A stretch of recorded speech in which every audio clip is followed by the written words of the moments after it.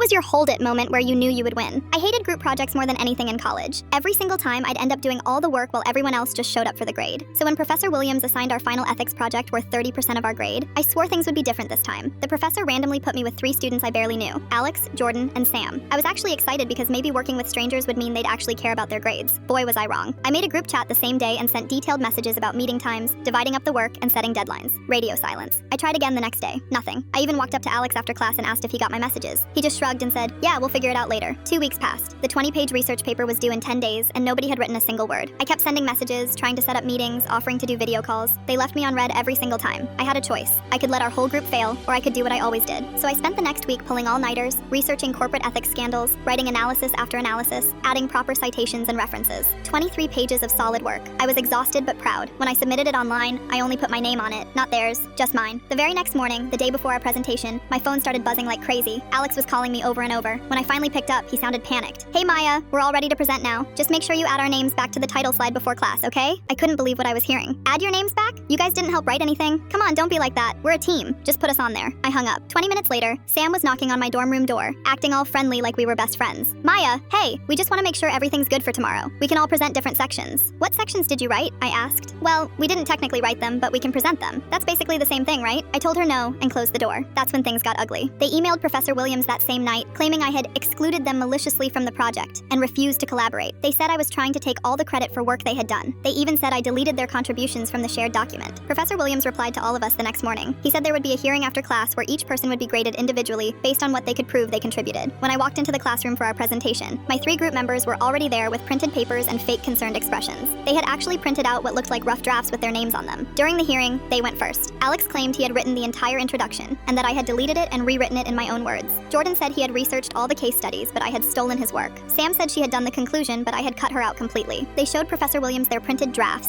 and acted like they were the victims of some terrible injustice. They even teared up a little bit, talking about how unfair it was that their hard work was being stolen. Professor Williams looked confused and a little upset. He turned to me and asked what I had to say for myself. That's when I said it. "Hold it." I reached into my backpack and pulled out a thick folder I had prepared. I handed it to Professor Williams and watched his eyebrows go up as he started reading. First, I showed him screenshots of every message I had sent to the group chat, dozens of them over 3 weeks, all unanswered. Timestamps showing I had messaged them at different times of day, even late at night, trying to coordinate. Then I showed him the edit history from Google Docs. Every single change was made by my account. Every paragraph, every citation, every edit, all me. The document showed that I was the only person who had ever opened the file. But that wasn't the best part. I pulled out my phone and showed Professor Williams a screen recording I had made the night before I submitted the paper. It showed me scrolling through the entire document with timestamps proving when it was created and by who. 2 days later, the grades were posted. I got a 98%, points only taken off for a minor formatting issue. The other 3 got zeros and academic misconduct notices that would stay on their permanent records.